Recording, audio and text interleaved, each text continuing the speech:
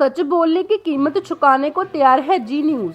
नमस्कार दोस्तों, मैं पिछले 26 साल से पत्रकारिता कर रहा हूं। इस दौरान मैंने आपको अच्छी खबरें भी बताई और बुरी खबरें भी बताई। कुछ खबरें देखकर आप उदास हो गए होंगे तो कुछ खबरों से आपको उम्मीद बंधी होगी। इस दौरान मैं ऐसी बहुत सारी जगहों पर गया जहां मेरी खुद की जान खतरे में आ गई। इन 26 वर्षों में मैंने सियाचिन में -50 डिग्री तापमान में रिपोर्टिंग की। जब भारत की संसद पर आतंकवादियों ने हमला किया तब मैंने संसद के ठीक सामने से आपके लिए रिपोर्टिंग की। मैंने कारगिल युद्ध की भी रिपोर्टिंग की। आतंकवादी संगठन ISIS को करीब से देखने के लिए मैं सीरिया तक पहुंच गया। उस समय जब दुनिया के बहुत सारे पत्रकार वहां जाने के ख्याल से भी डरते थे। ये सारे ऐसे असाइनमेंट्स थे जिनमें जान भी जा सकती थी। मेरा परिवार मुझसे पूछता है कि ऐसी खतरनाक जगहों पर जाने की आखिर क्या जरूरत थी, लेकिन मैं आपको अनदेखी और अनसुनी कहानियां बताना चाहता था। और सच कहूँ तो ऐसा करके मुझे एक अजीब तरह की संतुष्टि मिलती थी।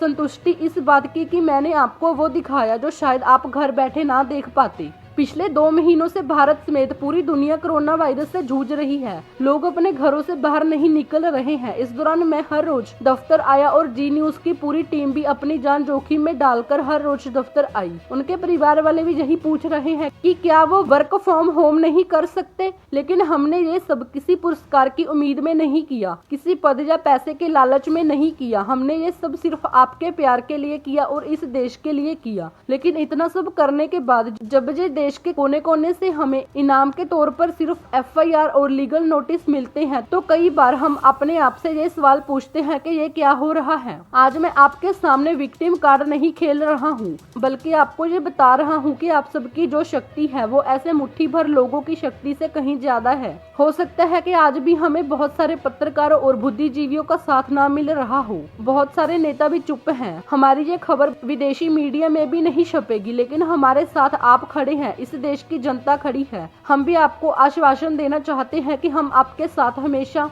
ऐसे ही खड़े रहेंगे और आपके भरोसे को कभी टूटने नहीं देंगे। 11 मार्च को हमने सिर्फ जमीन जिहाद का ही सच नहीं दिखाया, बल्कि हमने लगातार उन लोगों को एक्सपोज किया जो देश को बांटने की साजिश रच रहे हैं। यह सच दिखाना ही हमारा सबसे बड़ा गुनाह है और आज हमने खुद अपने गुनाहों की एक लिस्ट तैयार की है, क्योंकि अगर सच दिखाना अपराध है तो हम बार बार ये अपराध करते रहेंगे, फिर चाहे इसकी हमें जो सजा दी जाए। इसकी शुरुआत इस साल जनवरी के महीने से हुई थी। तब हमने आपको PFI यानी पॉपुलर फ्रंट ऑफ इंडिया का सच दिखाया था। हमने आपको बताया था कि कैसे ये संगठन देश के इस्लामिक राज की स्थापना का सपना देख रहा है। हमने आपको ये भी बताया था कि कैसे इस संगठन के तार केरल में लव जिहाद से जुड़ते रहे हैं और ये संगठन नागरिकता कानून का विरोध करने वालों की फंडिंग करने का भी आरोपी है। हमने आपको केरल की उन लड़कियों की गवाही भी सुनवाई थी जिनका जबरन धर्म परिवर्तन कर दिया गया था। हमने उस हादिया केस का भी जिक्र किया था जिसमें अखिला का हादिया बना दिया गया था और अखिला के पिता पूर्व सैनिक होते हुए भी इसे रोक नहीं पाए। कहा जाता है कि हादिया का पति PFI का एक्टिविस्ट था और इसीलिए सुप्रीम कोर्ट में इस मामले की पैरवी करने के लिए PFI ने 1 करोड़ रुपए खर्च कर दिए थे, लेकिन ये सच भी जिहादी गैंग को पसंद नहीं आया। अपनी एक रिपोर्टिंग में हमने आपको ये भी बताया था कि कैसे PFI के तार आतंकवादी संगठनों से भी जुड़े हुए हैं। PFI पर किए गए इस DNA से ठीक 2 दिन पहले मैं खुद शाहीन बाग गया था। शाहीन बाग में मैं उन दिनों नए नागरिकता कानून के खिलाफ विरोध प्रदर्शन चल रहा था, लेकिन प्रदर्शनकारियों ने मुझे वहां भी घुसने नहीं दिया। मेरे ठीक सामने PFI के कई दफ्तर थे। मैं वहां जाना चाहता था और इन विरोध प्रदर्शनों के लिए की गई फंडिंग का सच जानना चाहता था, लेकिन बीच में शाहीन बाग के प्रदर्शनकारी थे जो जी न्यूज को वहां देखकर परेशान हो गए थे और हमें आगे बढ़ने से रोक रहे थे। मुझे ऐसा लग रहा था कि मुझे अपने ही देश के इलाके में जाने के लिए शायद वीजा लेना होगा।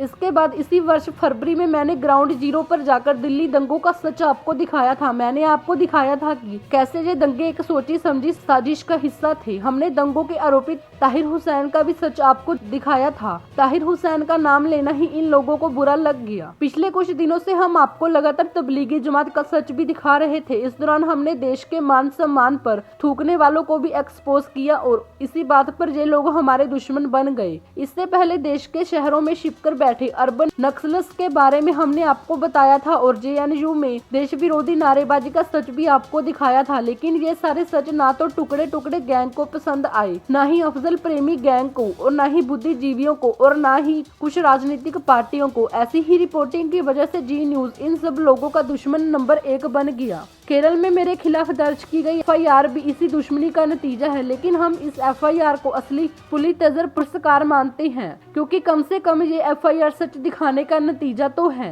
ये एफआईआर आईपीसी की धारा 295A के तहत दर्ज की गई है, जिसके तहत जी न्यूज पर मुसलमानों की धार्मिक भावनाएं आहत करने के आरोप लगाए गए हैं। ये धारा सच बोलने वाले पत्रकारों के खिलाफ बदले की कार्रवाई का हथियार बन गई है। आप वर्ष 2020 को पत्रकारिता का आपातकाल भी कह सकते हैं, क्योंकि इस वर्ष कई राज्यों की सरकारों ने पत्रकारों के खिलाफ ऐसे ही बदले की कार्रवाई की है। लेकिन सवाल यह है कि जिहाद का सच दिखाना गुनाह कैसे हो सकता है, जिस विचारधारा के दम पर पूरी दुनिया में हजारों लोगों का खून बहाया जाता है, बड़े पैमाने पर धर्म परिवर्तन किया जाता है, आतंकवादी हमले किए जाते हैं, उस विचारधारा पर बात करना अपराध कैसे हो सकता है? डीएनए में जमीन जिहाद पर बात करने से किसी मुसलमान की भावना कैसे आहत हो सकती है? लव जिहाद का सच कैसे किसी को चोट पहुंचा सकता है? अपने ही देश के एक इलाके में जाना गुनाह कैसे हो सकता है? कोई भी समझदार व्यक्ति कहेगा कि इन सारी बातों में कुछ गलत नहीं है, लेकिन हमारे देश में एक ऐसा